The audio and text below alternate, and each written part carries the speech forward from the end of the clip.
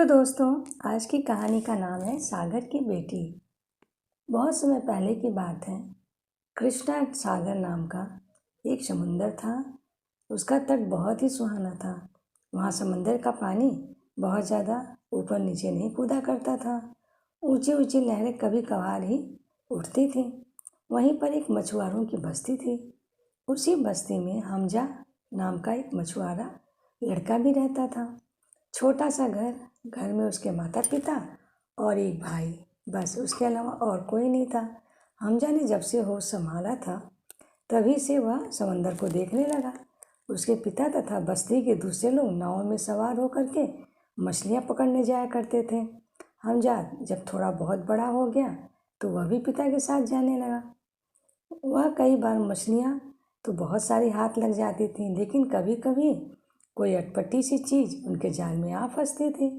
ना जाने कितने किस्से किस किस के किस्से समंदर से जुड़े हुए थे। चांदनी रात में आने वाली जल परी की कोई कहानी सुनाता तो कोई जल राक्षस के बारे में बताता। लेकिन इतना तो मानते थे सब लोग कि जल देवता को नाराज नहीं करना चाहिए। तरह तरह से उसे खुश रखने के उपाय भी बस्ती के लोग करते। हमजा अब बड़ा हो गया था। नाव में सवार होके वह अकेला भी मछलियाँ पकड़ने जाने लगा था। वह गठे हुए बदन का सुंदर नौजवान था, लेकिन बस्ती के लोगों से कुछ अलग तरह का। कभी किसी से झगड़ा झंझट नहीं करता था। इतना ही नहीं, अगर कोई मुसीबत में होता तो आगे बढ़कर उसकी मदद कर दिया करता था। एक दिन की बात है, हमजा अपनी पुरानी नाव में बैठकर मछलियाँ पकड़ने के लिए निकला। इधर उधर काफ़ी भटकता रहा, लेकिन कुछ हाथ नहीं आया। दिन ढलने लगा तो उसके जाल में एक कछुआ आ फंसा। वहाँ के लोग मानते थे कि कछुआ को मारना पाप है। वह जल देवता का प्रिय जीव है। हमजा ने आओ देखा न ताओ उस कछुए को फिर से समंदर में छोड़ दिया। हमजा बहुत थक गया था। वही छोटे से सुनसान द्वीप पर उसने नाव लगा दी। ठंडी ठंडी हवा बह रही थी। हमजा सुस्ताने को लेटा, तब तक उसको नींद ही आ गई। छमा छम छम छमा छम छम छमक छमक करती हुई एक सजी धजी युवती पानी से बाहर निकली। उसे बाहर निकलता किसी ने देखा नहीं। कौन देखता वहाँ, वहाँ तो कोई नहीं था। वह हमजा की नाव के पास आई। उसे छुआ तो टूटी फूटी नाव जैसे नई बन गई। तभी युवती हमजा के पास आ गई, वहीं बैठ गई। उसने धीरे से हमजा को जगाया। हमजा जागा, लेकिन उसे विश्वास नहीं हुआ कि वह सचमुच जाग गया है। झिलमिल करती युवती को देखकर वह शर्मा गया, कुछ डरा भी। लेकिन तभी वह बोली, हमजा, मैं जल देवता की बेटी हूँ। मेरी पिता तुमसे प्रसन्न है। तुमने दया करके कछुए को छोड़ दिया। अब तुम मेरे साथ महल में चलो। वहाँ हरदम सुहावना मौसम रहता है। तुम खूब मौज से वहाँ रह सकोगे। हमजा तो झटपट खड़ा हो गया। युवती ने हमजा का हाथ पकड़ा, उसे अपने साथ लेके चली गई। समंदर और मछलियाँ, इतना ही हमजा जानता था। लेकिन वे दोनों जैसे जैसे आगे बढ़ने लगे, अनेक मछलियाँ दिप दिप करके उनकी राह पर रोशनी करने लगी। मछलियों के कुछ झुंड उसने देखे। सुनहरी, लाल, पीली तथा सतरंगी मछलियाँ देखी। तरह तरह के ऐसे जीव भी देखे जो उसने पहले कभी नहीं देखे थे।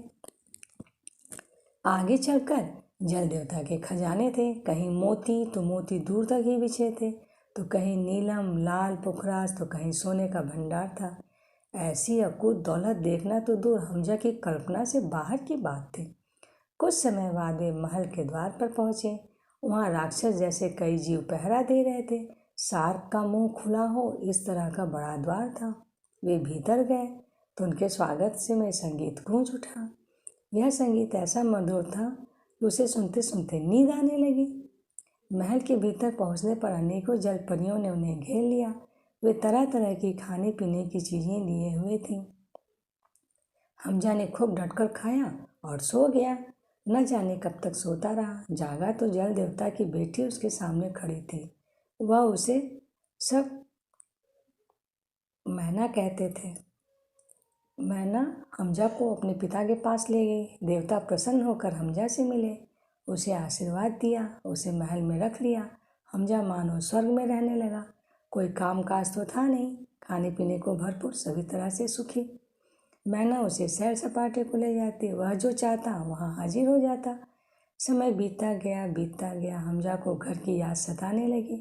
कई बार वह मैना के घर के बारे में बातचीत करना चाहता तो वह टाल जाती, लेकिन एक दिन उसने जी कड़ा करके अपने घर जाने की बात कह ही डाली।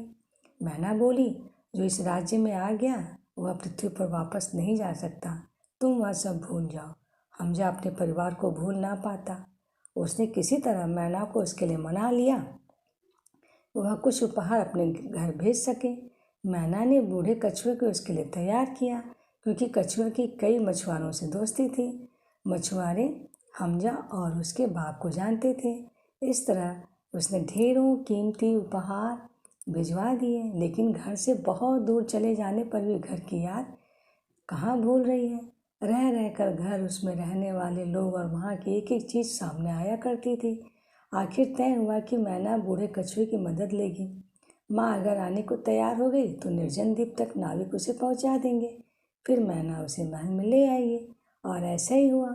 हमजा की माँ भी जल देवता की नगरी में रहने को आ गई। हमजा को इससे कितनी खुशी हुई कैसे बताए। माँ तो माँ थी, वह तरह तरह की चीज़ें बनाती और सबको खिलाती। मीठे मीठे गुलगुले बनाए तो सबने बहुत ही शौक से खाए। जल देवता, जल परियां तथा महल के दूसरे कर्मचारी गुलगुलों की खूब प्रशंसा करते रहे। हमजा और उसकी माँ अब पराये नहीं समझे जाते थे, वे सबके दुख सुख में भागीदार रहते थे।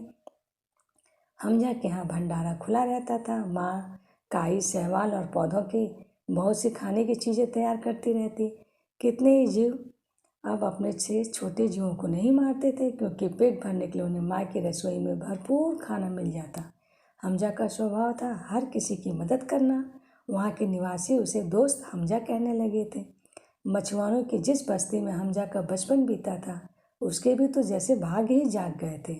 अब वहाँ लोग नहीं जानते थे कि गरीबी क्या होती है। मैना ने समय समय पर उनकी खूब मदद की थी और बहुत सी चीज़ें उनसे मंगवाया करती थी और बदले में कई गुना कीमती सामान भिजवा दिया करती थी। समय के साथ साथ जल देवता भी बूढ़े हो चले थे। उसके कोई बेटा नहीं था। हमजा को वह बहुत चाहते थे। हमजा ने भी सागर के निवासियों को पूरी तरह अपना बना लिया था। जल देवता ने तय किया कि वह अपना सिंहासन हमजा को सौंप देंगे। एक इंसान ने अपने कामों से देवता का पद पा लिया। तो दोस्तों, आपको मेरी कहानी कैसी लगी?